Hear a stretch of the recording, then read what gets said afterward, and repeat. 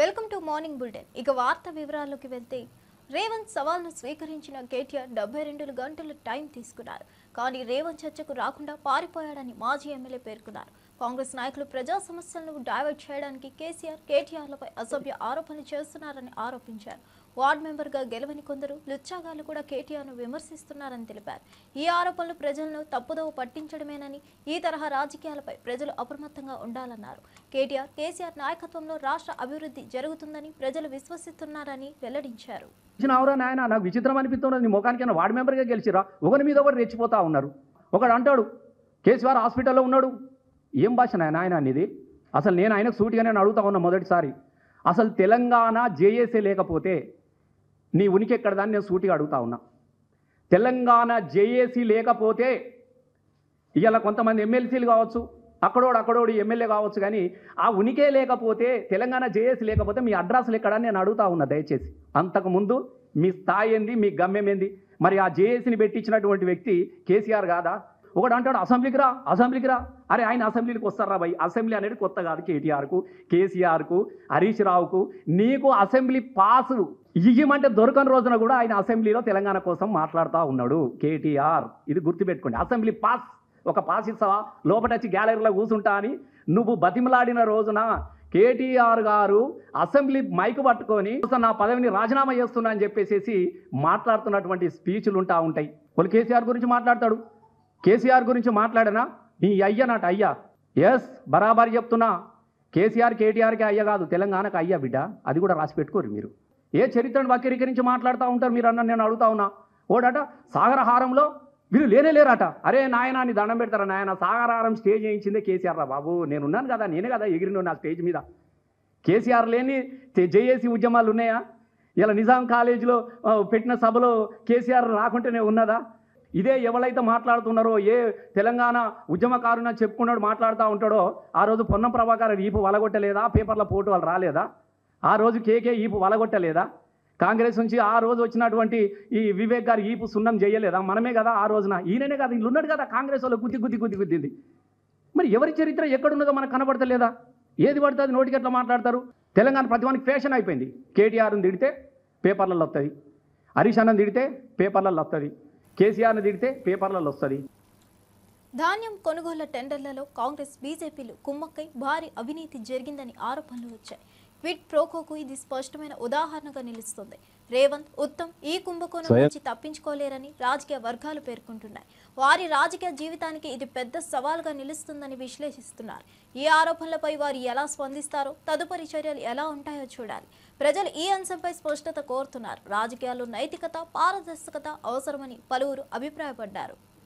రాజకీయంగా అత్యంత దారుణ పద్ధతిలో దోపిడీ చేసిళ్ళు సివిల్ సప్లై డిపార్ట్మెంట్లో కాంగ్రెస్ పార్టీ. ఇక్కడ నుంచి ఢిల్లీ వరకు పార్లమెంట్ ఎన్నికల ముందే ఒక సిండికేట్ ఏర్పడి ఒక వ్యూహాత్మకంగా ప్రణాళికాబద్ధంగా దాన్ని బిడ్డర్స్తో కుమ్మక్కై టెండర్లలో గోల్మాల్ చేసి ఇవాళ మనీ లాండరింగ్ జరిగింది. సివిల్ సప్లైస్ టెండర్ల కుంభకోణం జరిగింది. ధాన్యం టెండర్లు ఆనాడు నిర్ధారించినప్పుడు ఉండబడినటువంటి టెండర్ నోటీసు అగ్రిమెంటు 100% వయలేషన్ జరిగింది. ఫుడ్ కార్పొరేషన్ ఆఫ్ ఇండియా దాన్ని సమీక్షించి నియంత్రించాల్సినటువంటి బాధ్యత గలటువంటి FCI కేంద్ర ప్రభుత్వం నడిపే బీజేపీ చేతిలో ఉన్నది. వాళ్ళు కూడా ఇందులో వాటాదారులే. ఈ కుంభకోణంలో స్టేట్ సివిల్ సప్లైస్ డిపార్ట్మెంట్కు కొన్ని పరిధులు ఉన్నాయి. ఈ పరిధులు వయలేషన్ జరిగినప్పుడు FCI కంట్రోల్ తీసుకోవాల్సిన అవసరం ఉండేది. వాళ్ళు కూడా వ్రాతపూర్వకంగా ఫిర్యాదు చేసినాము. అయినప్పటికీ దున్నపోతు మీద నీళ్లు పడ్డట్టే ఉన్నది కాంగ్రెస్ పార్టీకి. వీళ్ళు పంచుకునే నిజము. ప్రతి క్వింటాల్కి 223 రూపాయలు అదనంగా వసూలు చేసిళ్ళు. మొత్తం 38 లక్షల మెట్రిక్ టన్నుల ధాన్యం ఇంటూ 223 రూపాయలు అంటే ఒక టన్నుకు 2230 రూపాయలు ఇంటూ 38 లక్షల టన్నులు. ఇది వాళ్ళ స్కెచ్. అంటే 50% వసూలైనా ఇప్పటి వరకు 420 కోట్ల రూపాయలు, 413 కోట్ల రూపాయలు ఇప్పటికీ అదనంగా ప్రభుత్వం పేరు చెప్పి అకౌంట్ల ద్వారా బిడ్డర్లు, బ్రోకర్లు అదనంగా డబ్బులు వసూలు చేసిళ్ళు. 722 రైస్ మిల్లర్ల ద్వారా జరిగేటువంటి అకౌంట్ ట్రాన్స్ఫరు, బిడ్డర్స్ మధ్య ఉన్నటువంటి అకౌంట్ ట్రాన్స్ఫరు సంబంధించిన రసీదులతో కూడినటువంటి ఆధారాలన్నీ కూడా బీఆర్ఎస్ పార్టీ రాష్ట్ర వ్యాప్తంగా కలియదిరిగి కలెక్ట్ చేసి అన్ని ఆధారాలతో కూడినటువంటి కంప్లైంట్ను మరి గౌరవ హైకోర్టు చీఫ్ జస్టిస్ గారి ముందు పిల్ దాఖలు చేయడం జరిగింది బీఆర్ఎస్ పార్టీ. ఇలా సన్నవడ్లకు పోయిన వానాకాలంలో మీరు 19 లక్షల మెట్రిక్ టన్నుల సన్నధాన్యం కొనుగోలు చేసిండ్రు మీ రికార్డు ప్రకారంగా. మొన్న జరిగిన ఎండాకాలంలో 25 లక్షల టన్నుల మెట్రిక్ టన్నుల సన్నధాన్యం మీరు కొనుగోలు చేసిండ్రు. అంటే దాదాపు 40. ఆంధ్రప్రదేశ్ రాష్ట్ర గృహ నిర్మాణ శాఖ మంత్రి కొలుసు పార్థసారథి కాకినాడ జిల్లా తునిలో పర్యటించారు. పట్టణంలోని 11, 12, 13 వార్డులలో సుపరిపాలనకు తొలి అడుగు కార్యక్రమంలో పాల్గొన్నారు.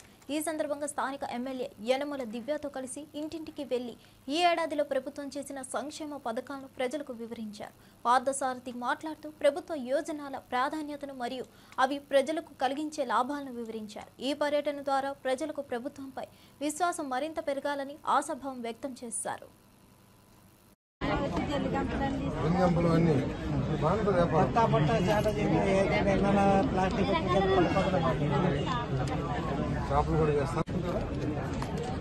తీసుకుంటే వ్యాపారం పెరిగిద్దా లేకపోతే ఊరికి తీసుకునే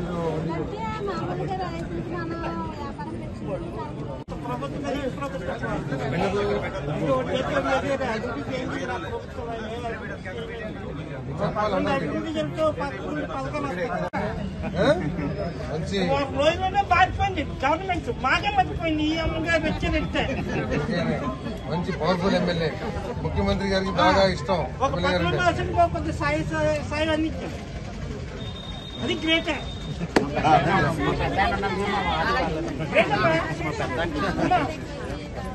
దగ్గర అయిపోయి వర్షం వచ్చిన వల్ల ఎట్ట అయిపోతుంది సార్. ఎట్ట అయిపోతుంటే పిల్లలు కూడా పైకి వెళ్తుంటే భయం అవుతుంది. ఇల్లు అంతా ఎట్ట అయిపోతుంది సార్. తర్వాత వచ్చామా మేడం గారు,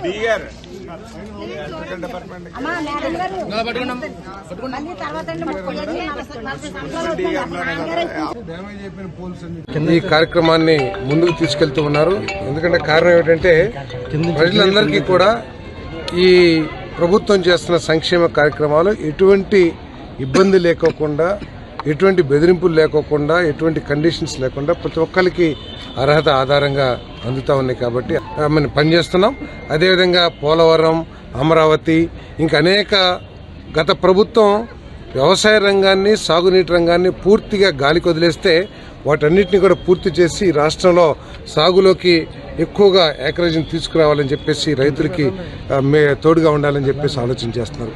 మరి ఒక పక్క ప్రభుత్వం ఈ విధంగా అభివృద్ధి, సంక్షేమం, పరిశ్రమల పెట్టుబడులు ఇవన్నీ కూడా కష్టపడి పనిచేస్తూ ఉంటే, ఇంకో పక్క వైఎస్ఆర్ కాంగ్రెస్ పార్టీ ఎటువంటి కుతంత్రాలు అంటే ఈ రాష్ట్రం యొక్క బ్రాండ్ని పాడు చేయడానికి, ఈ రాష్ట్రంలోకి వచ్చే పెట్టుబడిదారులు కానీ, పారిశ్రామికవేత్తలు కానీ కానివ్వండి, ఇటువంటి ప్రతిపక్షం ఉంటే ఇక్కడ మనం పెట్టుబడి పెడతాం అనవసరం అనే భావన కలిగించడానికి, తద్వారా పెట్టుబడులు రాకపోతే ఉద్యోగాలు రావు, పిల్లలకి ఉద్యోగాలు రాకపోతే మేము రాజకీయంగా లబ్ధి పొందొచ్చు అనే ఒక కుతంత్రపు ఆలోచనతో ఏ విధమైన చేస్తున్నారో ఒకసారి ఆలోచన చేయండి. రైతులు పరామర్శకు వెళ్ళారు. ఆ రైతులకు సంబంధించి పొగాకు రైతులకి 22 కోట్ల కిలోలు ప్రభుత్వమే కొంటుంది. ఎప్పుడు గతంలో ఎక్కడా లేనిది, ఇప్పుడు లేదు. ఒకసారి చెక్ చేసుకోండి. 5 సంవత్సరాల వైసీపీ కూడా ఉంది కదా, ఇప్పుడన్నా పొగాకు కొనుగోలు చేశారని అడగండి. అదేవిధంగా కోకోకి 50 రూపాయల కిలోకి ఇచ్చి మరి కోకోని కొనే పరిస్థితి. మరి అదేవిధంగా మరి మ్యాంగో 4 రూపాయలు అదనంగా ఇచ్చి ఈ కార్యక్రమాలు ఎప్పుడన్నా చేశారని చెప్పేసి అడుగుతా ఉన్నా నేను. కేవలం ఏదో. అనకాపల్లి జిల్లా నుండి ఓ ఆసక్తికరమైన సంఘటన వెలుగులోకి వచ్చింది. 840 కేజీల గంజాయిని పోలీసుల నుండి తప్పించేందుకు ప్రత్యేక ప్రణాళిక రూపొందించబడింది. గంజాయి సరుకు మొదట కాలినడకన 2 కిలోమీటర్ల దూరం కూలీలతో తరలించబడింది. అనంతరం బొలెరో వాహనంలో సాఫీగా ఏజెన్సీ ప్రాంతాన్ని దాటి సరుకు తరలించబడింది. అయితే చివర్లో అనకాపల్లి జిల్లాలో పోలీసులు ఈ గంజాయి సరుకును పట్టుకున్నారు. ఈ క్రమంలో పోలీసులు మరింత సన్నద్ధతతో తనిఖీలు నిర్వహించి ఇలాంటి శిక్షణలను ముందుగానే గుర్తించడానికి ప్రయత్నిస్తున్నారు.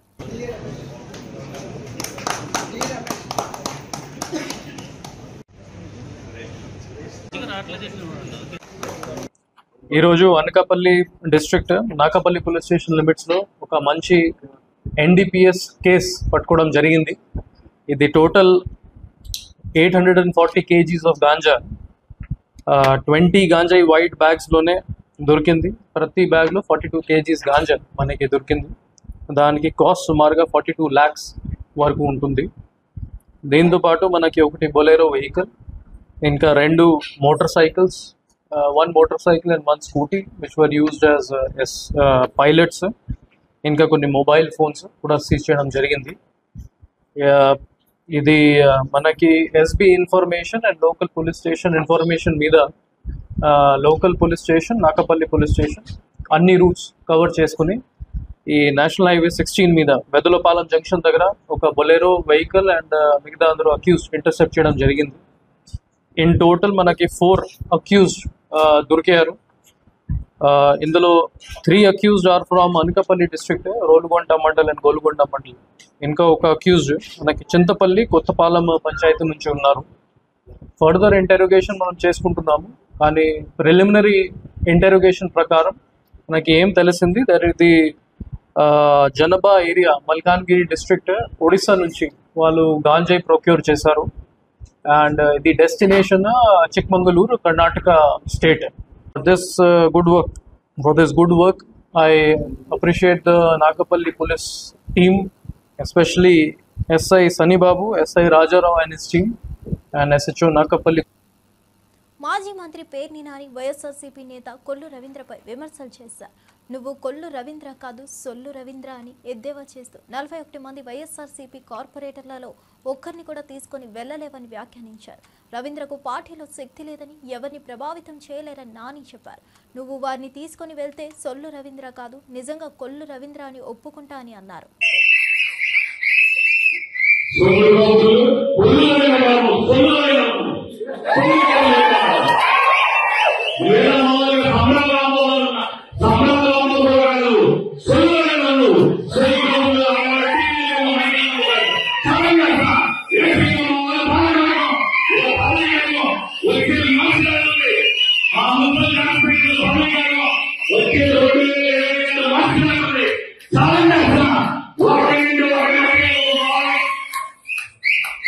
మేము వదులుకున్నామే కాకుండా ఇప్పుడు మమ్మల్ని వదులుకున్నాం కావాలని వాళ్ళు కాకుండా మా 41 మందిలో నీ ఇష్టం, నీ రాజకీయ త్యాగంలో నీ సొల్లు మాట్లాడాలు నిజమైన నిరూపించుకోవడానికి చాలా చేస్తాయి. నేనప్పుడు మా 41 మందిలో ఒక్కరినన్నా ప్రత్యేక తీసుకున్నాను. నేను ఖచ్చితంగా సొల్లు రకంగా కాదు, ఈ నిజంగా కొల్లు రకంగా అని చెప్పి నేను కూడా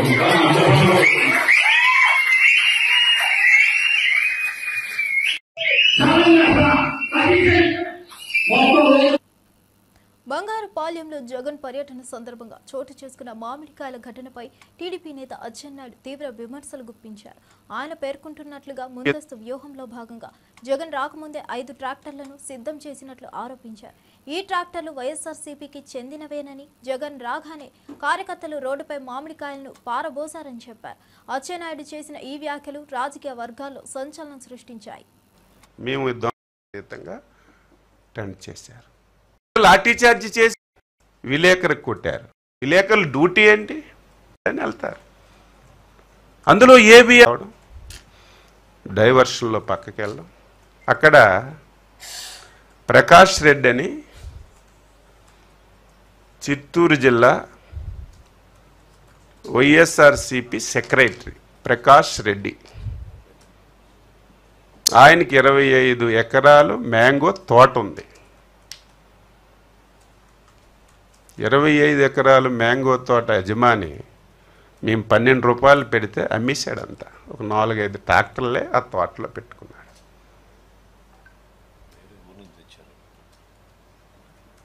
ఎప్పుడైతే జగన్మోహన్ రెడ్డి కారు తోట ముందుకు వచ్చిందో పురుగుల్లాగా 5 ట్రాక్టర్లు వచ్చాయి.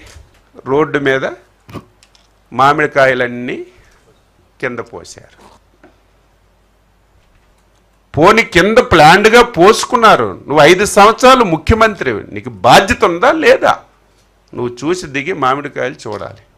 మామిడికాయలు తొక్కుకొని రైతులు మామిడికాయలు ప్రభుత్వం కొనడం లేదు. రైతులు తీవ్రమైనటువంటి ఆందోళనతో ఉన్నారు అని చెప్పి నువ్వు ఇంత దారుణంగా ఒక క్రిమినల్, మేము ప్రతిరోజు చెప్పాలంటే మాకే బాధగా ఉంది, ఒక క్రిమినల్ రాజకీయ ముసుగులో ఒక ప్లాన్ ప్రకారం ఏ విధంగా వ్యవహరిస్తారో మేము అప్రమత్తంగా లేకపోతే చాలా పెద్ద ప్రమాదం జరుగుతుంది. బీజేపీ ఎమ్మెల్యే రాజా సింగ్ అమర్నాథ్ యాత్రలో పాల్గొని పలు వ్యాఖ్యలు చేశారు. కేంద్రంలో బీజేపీ ప్రభుత్వం అధికారంలోకి వచ్చాక అమర్నాథ్ యాత్ర సులభమైందని తెలిపారు. యాత్ర మార్గంలో రోడ్డు సహా అన్ని సౌకర్యాలు సమకూరాయని చెప్పారు. ఆర్టికల్ 370 రద్దు తర్వాత కాశ్మీర్లో ముస్లింలకు ఉపాధి అవకాశాలు పెరిగినట్లు వివరణ ఇచ్చారు. ఈ మార్పుల వల్ల యాత్రికులకు మెరుగైన అనుభవం కలుగుతుందని రాజా సింగ్ తెలిపారు. యాత్ర సక్సెస్ఫుల్ గురించి చాలా వరకు మన దేశ ఆర్మీ సైనికులు ప్రతి ఒక్క 10 అడుగులకి ఒక సైనికులు యాత్రికులకి ఒక సేఫ్టీగా మన భారతీయ సైనికులు మంచి వ్యవస్థ చేస్తారు. అది కాకుండా ఎన్నో ఆర్గనైజేషన్లు వాళ్ళు యాత్రులకి ఎట్లాంటి కూడా ఏదైనా ఇబ్బంది రాకూడదని భోజన వ్యవస్థ చేస్తారు, టిఫిన్ వ్యవస్థ చేస్తారు. ఎట్లాంటి కూడా యాత్రులకి ఇబ్బంది కాకుండా అన్ని వ్యవస్థ ఈ యాత్రలో ఉంటది. ప్రత్యేకంగా ఏంటంటే ఇప్పుడు ఈ పహల్గాం నుంచి ఒక యాత్ర నడుస్తుంది, అదేవిధంగా బాల్తాల్ నుంచి ఇంకొక యాత్ర నడుస్తుంది. ఈ 2 మార్గం నుంచి అమర్నాథ్ గుహ వరకు భక్తులు దర్శనం గురించి వెళ్తారు. ప్రత్యేకంగా ఏంటంటే ప్రతి ఒక్క 100 మీటర్స్ కి 500 మీటర్స్ కి ఒక మంచి పండాలం ఉంటుంది. దాంట్లో కింద నుంచి పై వరకు ఎవరైనా ఏదైనా మెడికల్ ప్రాబ్లం ఉంటే కూడా ఆయనకి మెడికల్ వ్యవస్థ కూడా ఉంటుంది. ఎవరికైనా జ్వరం కానీ ఏదైనా వస్తే కూడా వాళ్ళకి ఫ్రీ ఆఫ్ కాస్ట్ భోజనం ఫ్రీ, టాబ్లెట్ ఫ్రీ, అన్ని ఫ్రీ ఉంటుంది. ఆ విధంగా ఒక వ్యవస్థ అయితే ఇక్కడ జరుగుతుంది. గతంలో కాంగ్రెస్ గవర్నమెంట్ ఉన్న సమయంలో ఇక్కడ రోడ్ వ్యవస్థ కానీ ఎట్లాంటి కూడా భోజన వ్యవస్థ కూడా లేకుండే. కానీ ప్రధానమంత్రి మోదీ గారు అంటే బీజేపీ గవర్నమెంట్ వచ్చిన తర్వాత 2014 తర్వాత ఇక్కడ మంచి రోడ్ వ్యవస్థ అయిపోయింది. మంత్రి ఉత్తమ్ కుమార్ రెడ్డి కీలకమైన పవర్ పాయింట్ ప్రెజెంటేషన్ ను నిర్వహించారు. ఈ కార్యక్రమంలో CM Revanth Reddy, deputy CM బట్టి విక్రమార్కతో పాటు ఇతర మంత్రులు, ఎమ్మెల్యేలు, ఎమ్మెల్సీలు, అధికారులు హాజరయ్యారు. ప్రెజెంటేషన్ లో కృష్ణా జలాలపై తెలంగాణ వాటా, ఆంధ్రప్రదేశ్ అక్రమ నీటి తరలింపు అంశాలు చర్చించబడ్డాయి. తుమ్మిడిహెట్టి నుంచి మేడిగడ్డకు డిజైన్ మార్పు కారణంగా జరిగిన పరిణామాలపై స్పష్టతనిచ్చారు. ఏర్పాటు చేయడం జరిగింది. ఈ 2 విషయాలు చాలా చాలా ముఖ్యమైనవిగా మీరందరూ భావించాలని చెప్పి నేను విజ్ఞప్తి చేస్తున్నా. ఒకటేమో కృష్ణా నదీ జలాల విషయంలో మన ప్రభుత్వం వచ్చిన తర్వాత కృష్ణా నదీ జలాలు, కృష్ణా రివర్ వాటర్ విషయంలో మన ప్రభుత్వం వచ్చిన తర్వాత గత 10 ఏళ్ల కంటే అత్యంత సమర్థవంతంగా మనం ముందుకు పోయిన విషయం మీకు ఫ్యాక్ట్స్ అండ్ ఫిగర్స్ తో నేను మీకు మనవి చేస్తాను. ఇది ఒక షార్ట్ ప్రెజెంటేషన్ తర్వాత కాళేశ్వరం ప్రాజెక్ట్ పై మరి ఏ విధంగా అంటే రిపీటెడ్ గా మనం ప్రతిపక్షాల దుష్ప్రచారం, ఒక గోబుల్స్ ప్రొపగాండా చూస్తున్నాం. ఏమైంది, ఒక బ్యారేజ్ కొలాప్స్ అయితే ఎందుకు వదిలేసిండ్రు, మరి 2 పిల్లర్లు కూలిపోయినాయి కదా, తత్తిమే యూజ్ చేయొచ్చు కదా అని. అది కూడా వాళ్ళు మాట్లాడేది ఎంత అవాస్తవాలు, అబద్ధాలు, మరి అసత్యాలు, అది కూడా మనం. మామిడి రైతులను కూటమి ప్రభుత్వం పట్టించుకోవడం లేదని జగన్ విమర్శించారు. ప్రభుత్వాన్ని నిద్ర లేపేందుకే ఇక్కడికి వచ్చానని తెలిపారు. జగన్ రాక సందర్భంగా 2000 మంది పోలీసులను మోహరించి రైతులను అడ్డుకున్నారని ఆరోపించారు. పొరుగు రాష్ట్రమైన కర్ణాటకలో కుమారస్వామి లేఖతో కిలో మామిడి 16 రూపాయలకి కొనుగోలు చేయగా తన ప్రభుత్వ హయాంలో కిలో మామిడి 29కి కొనుగోలు చేసినట్లు జగన్ పేర్కొన్నారు.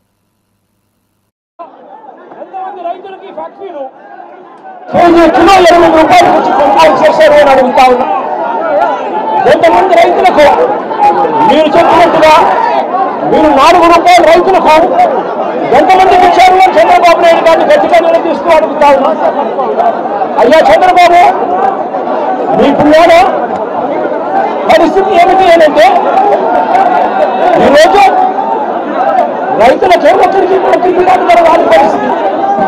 అక్కడ కర్ణాటకలో 16 రూపాయలు కేజీకి అక్కడే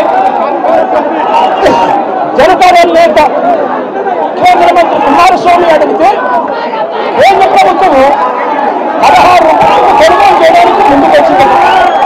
ఈ 16 రూపాయలు కూడా కేంద్ర ప్రభుత్వం కొనుగోలు చేయడానికి ముందుకు వచ్చింది కూడా మంచి రేటు కాదు, ఖరీదు రేటు అని చెప్పి ఆ 16 రూపాయలు కూడా కేంద్ర ప్రభుత్వం కర్ణాటకలో కొనుగోలు చేయడానికి వచ్చేదానికి అక్కడ వాళ్ళు చర్యలు తీసుకుంటే మరి చంద్రబాబు నాయుడు గారి ప్రభుత్వం ఏమి గాడిదలు కాస్తారో నేను అడుగుతానని ఇదే చంద్రబాబు నాయుడు గారు గట్టిగా ప్రశ్నిస్తూ అడుగుతా ఉన్నా.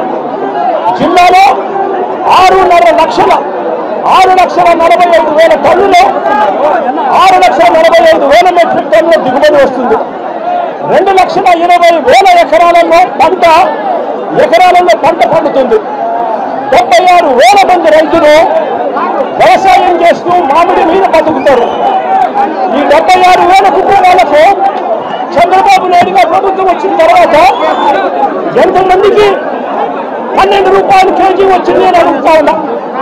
వైఎస్ఆర్సీపీ ప్రభుత్వ హయాంలో 3 సంవత్సరం కూడా 29 రూపాయలు కేజీ రైతులు అమ్ముకున్న పరిస్థితి నుంచి ఈరోజు చంద్రబాబు నాయుడు గారి ప్రభుత్వంలో రైతులకు కనీసం 12 రూపాయలు కూడా ఇప్పించలేని పరిస్థితిలో చంద్రబాబు నాయుడు గారు ఉన్నారు అని అంటే చంద్రబాబు నాయుడు గారు ఎంత దయనీయమైన పరిస్థితిలో ఉన్నాడని అర్థం చేసుకోవచ్చు. ఇదే చంద్రబాబు నాయుడు గారు ఆ 12 రూపాయలు కూడా ఇవ్వలేక ఇప్పించే పరిస్థితి లేక ఇదే చంద్రబాబు నాయుడు గారు రైతులను అడుగడుగున పెట్టారు. రైతులకు ఇవాళ 3 రూపాయలకు ఇవాళ మార్కెట్ యార్డులో ఇవాళ రాంపల్ దగ్గర ఇవాళ కొనుగోలు చేసే కార్యక్రమం జరుగుతా ఉంది. జగన్ బంగారుపాలెం పర్యటనపై TDP polit bureau member Srinivasa Reddy తీవ్ర విమర్శలు చేశారు. దండుపాలెం వెళ్లినట్లు జగన్ బంగారుపాలెం వెళ్లారని వ్యాఖ్యానించారు. పరామర్శల పేరుతో జగన్ విధ్వంసం చేస్తున్నారని ఆరోపించారు. జగన్ బంధువు ప్రసన్నకుమార్ రెడ్డి, ప్రశాంతిరెడ్డి వ్యక్తిత్వం ఇప్పుడు కొత్తగా కనిపించిందా అని ప్రశ్నించారు. చెల్లెలు వరుస అయ్యే మహిళపై ఇంత ఘోరంగా మాట్లాడతారని ఆవేదన వ్యక్తం చేశారు. రాష్ట్రంలో ఒకసారి చూస్తే నిన్న నెల్లూరు జిల్లాలో ప్రసన్నకుమార్ రెడ్డి వ్యాఖ్యలను తీవ్రంగా ఖండిస్తూ ఉన్నాం.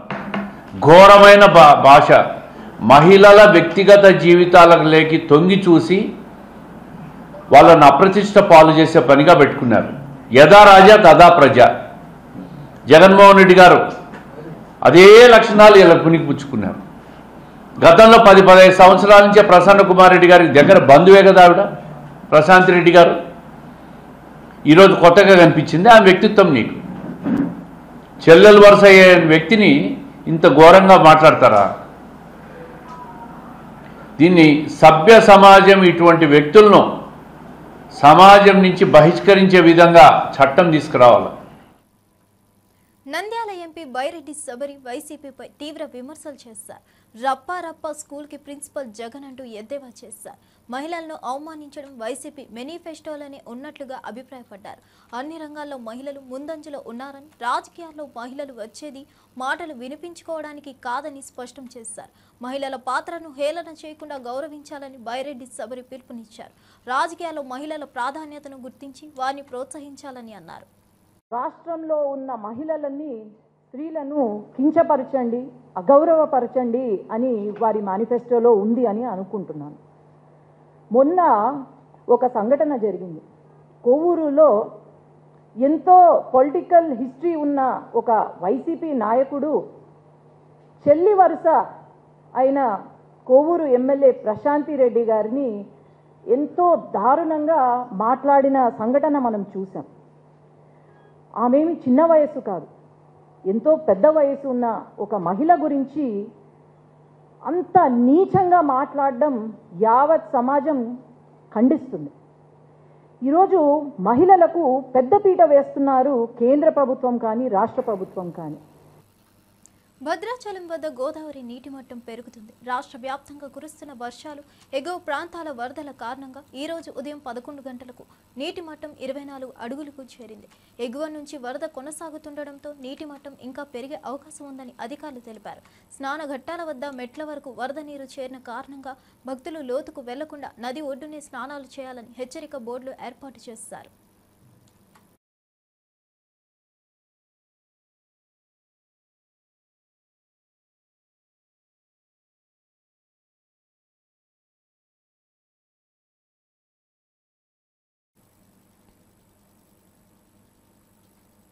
విశాఖ జిల్లా సింహాచలం పుణ్యక్షేత్రంలో గిరి ప్రదక్షిణ మహోత్సవం నిర్వహించబడుతుంది.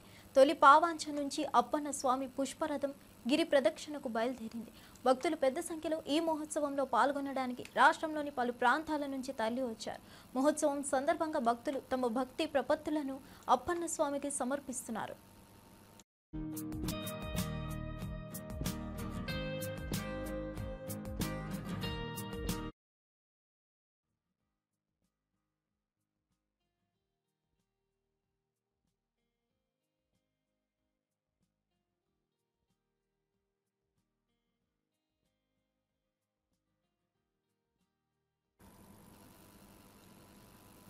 అమరావతిలో ఈ డిసెంబర్ నాటికి ఎమ్మెల్యేలు ఎమ్మెల్సీలు క్వార్టర్స్లో ఉంటారని స్పీకర్ అయ్యన్న పాత్రుడు ప్రకటించారు. అమరావతిలో నిర్మాణంలో ఉన్న క్వార్టర్లను పరిశీలించిన ఆయన పనులు జోరుగా సాగుతున్న తీరుపై సంతృప్తి వ్యక్తం చేశారు. నియోజకవర్గాల పునర్విభజనను దృష్టిలో పెట్టుకుని నివాస సముదాయాలు ఏర్పాటు చేయాలని అధికారులకు సూచించారు. చట్టసభ సభ్యుల కోసం 12 టవర్లలో 288 క్వార్టర్లు నిర్మిస్తున్నట్లు తెలిపారు. 35 మంది మంత్రులు 36 న్యాయమూర్తుల క్వార్టర్స్ కూడా మార్చి నాటికి సిద్ధం కానున్నాయి.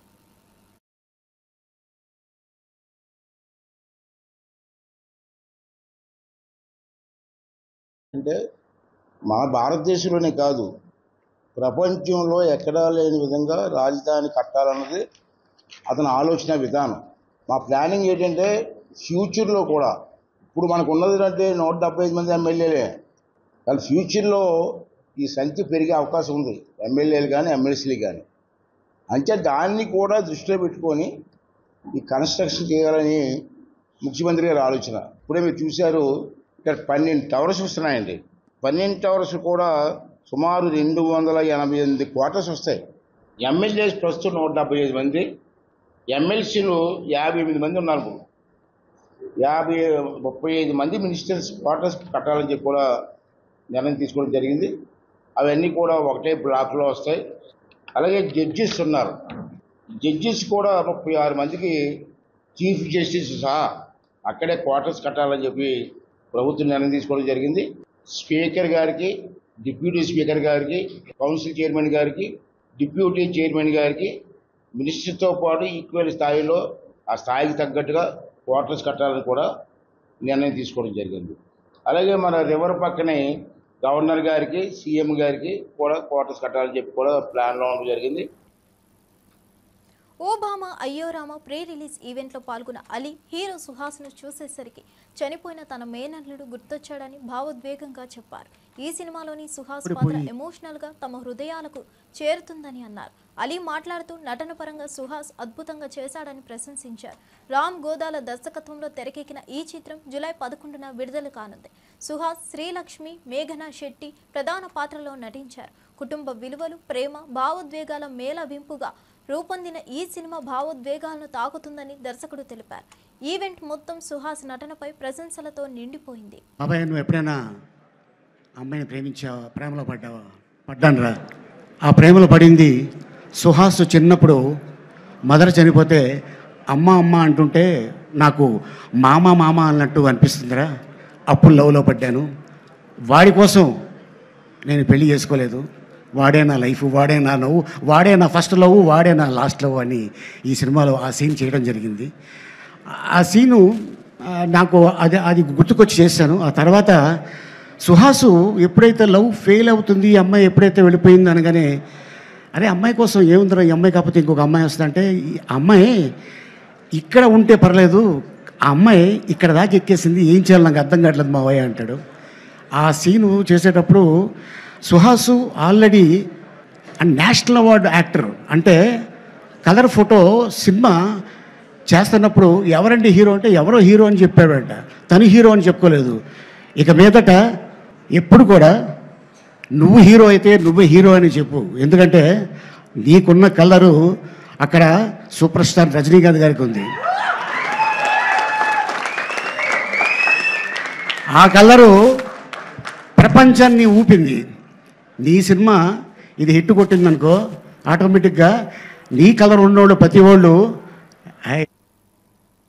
ఇవన్నీ ఈనాటి విశేషాలు. మరో వార్తతో మళ్ళీ కలుద్దాం.